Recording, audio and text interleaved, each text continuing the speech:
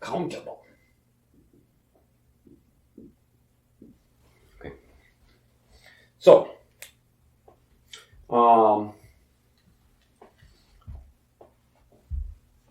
definition. A set A is countable. Basically, it means smaller than n. But we have to take smaller than with a grain of salt because we don't really know what smaller than means when we talk about infinite sets. We know how to compare with injections. So a set is countable if its cardinality is less than or equal to the cardinality of the natural numbers. And we can loosely say if it is, if it's not larger than the natural numbers. Okay. What does this mean? It means that A injectively maps to n. That's all it means. Okay. So you can show that a set is smaller than the natural numbers if you can find an injection, a one-to-one mapping from A to n. What does a one-to-one mapping look like? It must use all of A. It's allowed to skip values of n.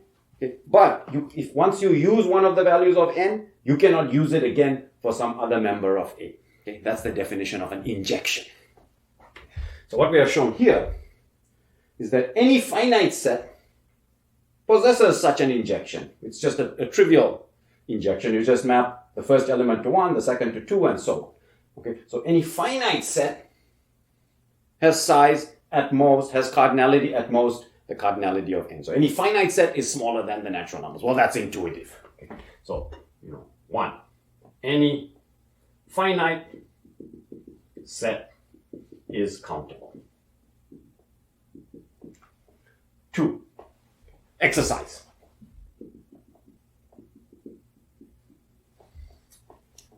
Prove that if a set A is a subset of a set B, then the cardinality of A is less equal to the cardinality of B. This is all very intuitive, right? We already knew that any finite set is smaller than the natural numbers because the natural numbers is infinite, whatever that means. Okay? If a set is a subset of another set, then the cardinality is at most the cardinality of the other set. Okay? Now, you might think, well, how do I prove this? You have to find an injection. So now it's a very formal process. You have to find an injection from A to B. Okay? But in this case, if A is a subset of B, finding that injection is very easy. You map any element of A to itself in B. And how do we know that that element exists? Because A is a subset of B. Now, you should sit down and flesh through that proof. But intuitively, it should be clear that if you're a subset of another set, your cardinality, or this intuitive size, is less than or equal to the size of B. But we're no longer talking about sizes. We call it cardinality. And you'll see why very shortly. So now, I'm going to define 3 sets. I'm going to define the natural numbers plus 0. N0. Well, I'll define actually 4 sets. So N0. This is the set of natural numbers plus 0. So this is 0, 1, 2, 3, 4, and so on. Which is N plus union 0. Okay. Well, it's clear that n is a subset of n0. Okay, so this means that the size of the cardinality of n is less than or equal to the cardinality of n0. Okay, this we just proved as an exercise. Okay, and intuitive. This is n is a subset of this guy. Okay, so, but what is the cardinality of n0? So here, obviously, the cardinality of n0 should equal the cardinality of n, whatever that is. We don't know what it is. It's this bizarre quantity we call infinity. So it should equal the cardinality of n plus 1. That's intuitive. You're adding one element, right? And if cardinality is supposed to represent size, then, that should be, what we expect. We've added an element, so the cardinality should go up by 1. Okay. 4. Let's consider the even numbers, which is the positive even numbers to make things easy. So this is the set 2, 4, 6, 8, and so on. Okay. Well, the even numbers is exactly the natural numbers minus the integers, 1, 2, minus the odd integers, 1, 3, 5, and so on. So there are half as many even numbers as, natural numbers, because you've removed every other one. 1 is missing, 3 is missing, and so on. So, obviously, the size, the cardinality of the even numbers should equal 1/2 the cardinality of n. Okay. Let's consider another set, 4. Okay. Let's consider the integers, okay, which is, 0, plus or minus 1, plus or minus 2, and so on. Okay, well, let's think about this in terms of the natural numbers. Well, it has all the natural numbers twice. Once with, 1, 2, 3, 4, and then once with minus 1, 2, 3, 4. So it's got all the natural numbers twice plus 0. So, it seems obvious that the cardinality of the integers is equal to twice the natural numbers plus the extra 0. Okay. And let's look at one more set. Okay. So in all these cases, we are expecting the various cardinalities of these sets to be approximately, to be somehow linearly related to the cardinality of the natural numbers. So in this case, it's strictly bigger than the cardinality of the natural numbers. In this case, it's strictly less than the cardinality of the natural numbers. In this case, it's strictly bigger than the cardinality of the natural numbers. And let's consider one more set, which is the rational numbers. Okay. This is a big set. Okay, what is it? Remember what it was? It was, z over n, where z is an integer and n is a natural number. Okay, and so from our counting days, z can take on, one of cardinality of z different choices, and n can take on one of cardinality of n different choices. So we might expect that the cardinality of q, obviously, so the cardinality of q should be equal to the cardinality of z, product rule, times the cardinality of n. Okay. So this is what we expect. Okay. So now let's come back and use Cantor's approach to comparing sets. So let's compare each of these sets to the natural numbers and see if we can verify our intuition. And we're going to use Cantor's approach, which says when comparing to the natural numbers, see if you can find an injection. If you can find an injection, then it's less than or equal to. Okay. If you cannot find an injection, if there is no injection, then it's greater than. Okay. So in all of these cases, in 3, 4, this is 5, and 6. I should not be able to find an injection from these corresponding sets, from 3, 5, and 6. I should not be able to find an injection from those sets to the natural numbers because we are expecting them to be bigger. In fact, in this case, it's much bigger. This is much bigger. It's infinitely bigger. It's infinity times the cardinality of the natural numbers. So this is much bigger than the cardinality of the natural numbers. Okay, so let's erase and come back and compare these sets formally with the natural numbers using the concept of injection.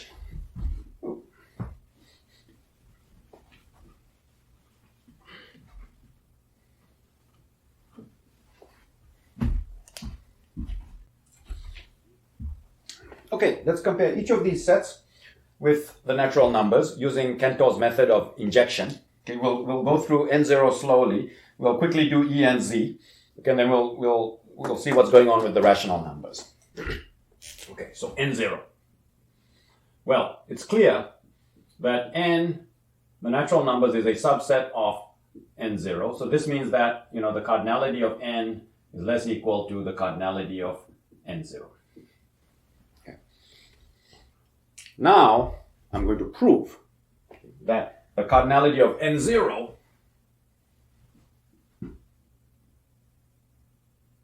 is less equal to the cardinality of n. Okay. And together, so n is less equal to n0, n0 is less equal to n. So together, this means that the cardinality of n0 is equal to the cardinality of n. Oh, that's a blow. Because didn't we just argue without, any ambiguity, without any reservation, that the cardinality of n0 is the cardinality of n plus 1, which is strictly greater than n? Because look, n0 has strictly more elements than n. How is it possible that their cardinalities can be the same? And so this is the first confrontation of intuition with infinity. Okay? And intuition loses. And so this is where we have to get rid of the notion that cardinality is size. Okay? It's not size. If you had a finite set and you added an element, its size increases by 1. But if you have an infinite set and you add an element, its size doesn't increase. Okay? That's what this shows. Mind-blowing. Mind-blowing. Okay, so let's see why. So I'm going to show this. Okay, and in order to show this, I'm going to demonstrate a one-to-one function, an injection from n0 to n. So here is a one-to-one function from n0 to n. Okay, and if once I have this one-to-one function, once I have this injection, we know that this is only possible if the cardinality of n0 is less equal to n. That was the definition. Okay, and then by Cantor-Bernstein, if you have, A less equal to B and B less equal to A, that means their cardinalities are the same. Okay. So let's prove it. Well, I'm just going to give you the function. Okay, f of x is equal to x plus 1. So is this a valid function? Well, it's perfectly well defined for every element of n0. You just add 1. Okay. And when you add 1, do you get an element of n? Yes, because the smallest, you get all the natural numbers. The smallest you can get is 0 plus 1, which is in n. Okay, so it's a well-defined function. Well-defined. Now I'm going to show you how to prove that it's an injection. So we need to prove that f of x is 1 to 1.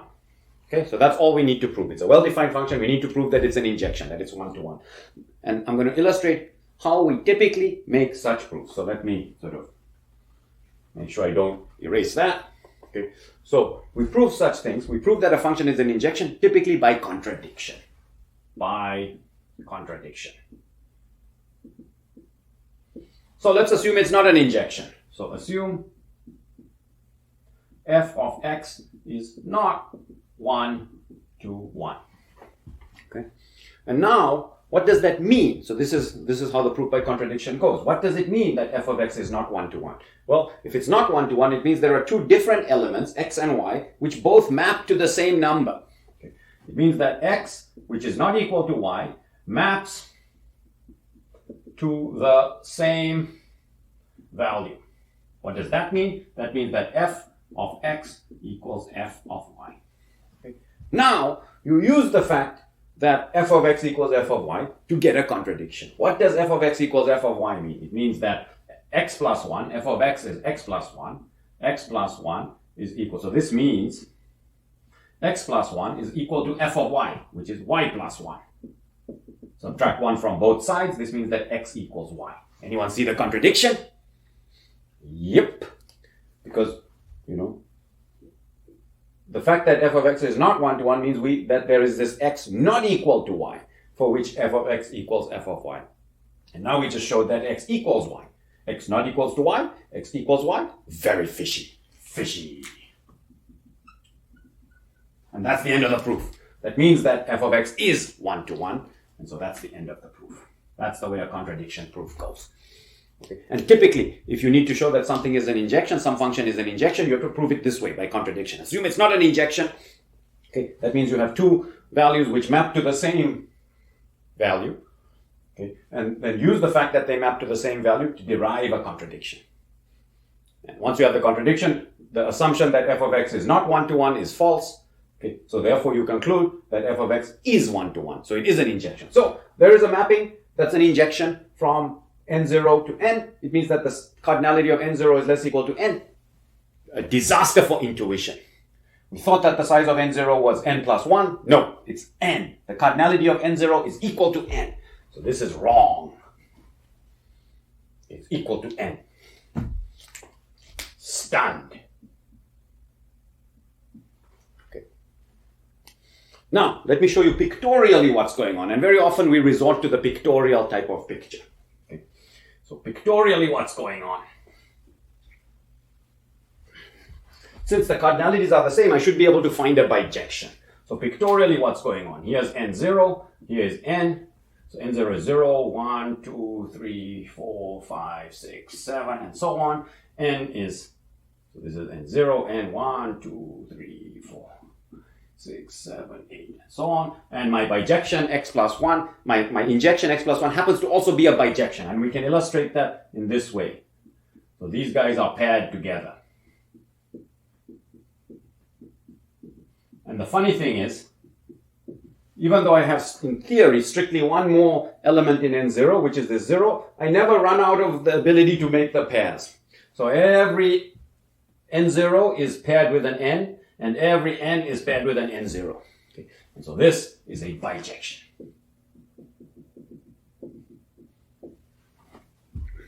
Okay. So let's talk about the even numbers. We think the cardinality of the even numbers is half the cardinality of the natural numbers. Let me give you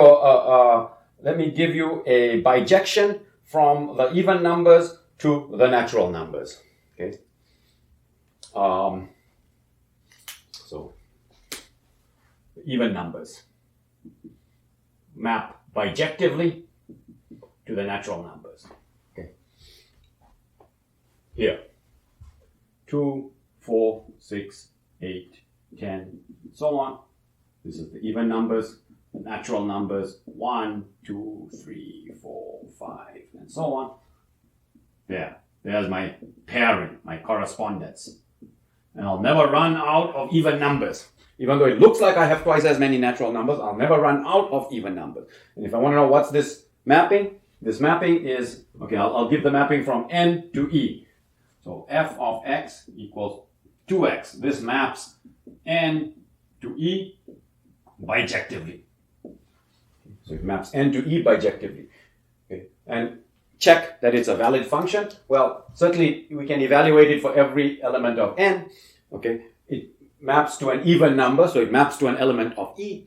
And can any different elements map to the same number? No, because if you have different elements, then twice of the, if you have, for example, 3 and 5, then taking twice 3 gives you 6 and twice 5 gives you 10. So different numbers, when you multiply by 2, result in different even numbers. So that's an injection from n to e. And that immediately shows that n is less equal to e. Okay, and since e is a subset of n, there we go. It suffices to just demonstrate this bijection. And of course, if you're asked to prove, okay, this demonstrates that they have the same cardinality, but if you're asked to prove, you have to construct the function and show that it is a bijection, which means injection in both directions. Okay. What about the integers, which look like twice the size of the natural numbers? Well, now we're starting to get the hint. Okay, so the size of the even numbers, the cardinality of the even numbers, this is wrong, equal to the cardinality of n. Now we might guess, intuition is out the window. Okay, even though it looks like, it looked like the even numbers was half the size, and it looks like the natural numbers is about half the size of the integers. It doesn't. Maybe we're wrong again. Maybe now we'll guess that okay, they have the same cardinality, and indeed they do. Let me give you the bijection. So let me do it in blue. The integers map bijectively to the natural numbers. Okay, and here is how. So here are the natural numbers. So the natural numbers are 1, 2, 3, 4, 5, 6, 7, 8, and so on. Okay.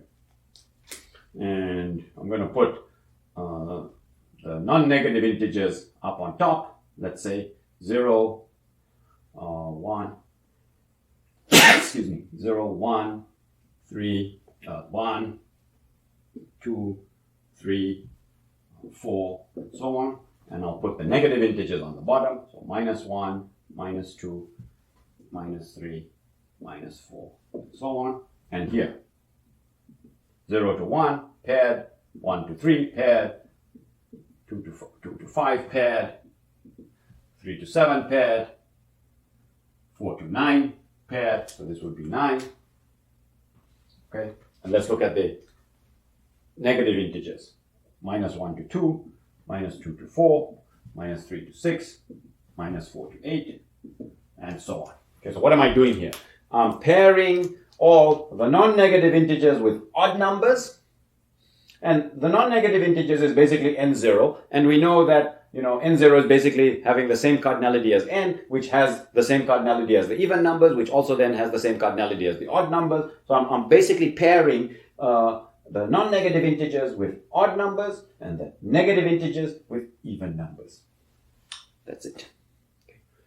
Now, I encourage you as an exercise to actually figure out the function. Figure out the function that is this bijection. What is the function f of x, f of z, let's say, f of z, which implements this bijection? Okay. And show that it's a bijection. Okay. F of z basically breaks into two cases. If z is positive, if z is non-negative, then f of z is equal to 2 times z minus 1. Okay. F of z is 2 times z plus 1, and if z is negative, then it's equal to minus 2 times z. Okay. So it breaks into two cases, f of z. But you can construct this function and then prove that it's a bijection. I'm not going to go through all those details. We went through those details for n0. I want to get to the rational numbers because that's the interesting guy.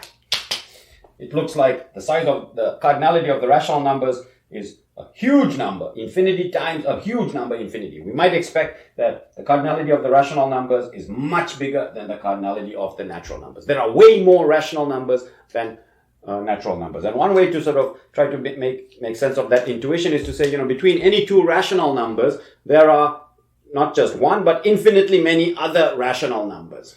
And that's not the case between any two natural numbers. Between any two natural numbers, for example, 7 and 10, there are only a finite number of other natural numbers. Between two consecutive natural numbers, there aren't any other natural numbers. So it looks like the natural numbers are sparse, okay, but the rational numbers are dense. Okay. Well, Cantor thought about this for a long time, okay, and eventually he managed to show something very stunning. What he managed to show was that the cardinality of the rational numbers, which looks much, much larger than the natural numbers, is actually the cardinality of the natural numbers. Okay, now we had better think about this. How can this be? Okay. Rational numbers is integers over natural numbers, and the rational numbers are dense on the real line. The natural numbers are sparse, and the size, the number of rational numbers, there aren't more rational numbers than natural numbers? Nope. Okay, and Cantor found a bijection.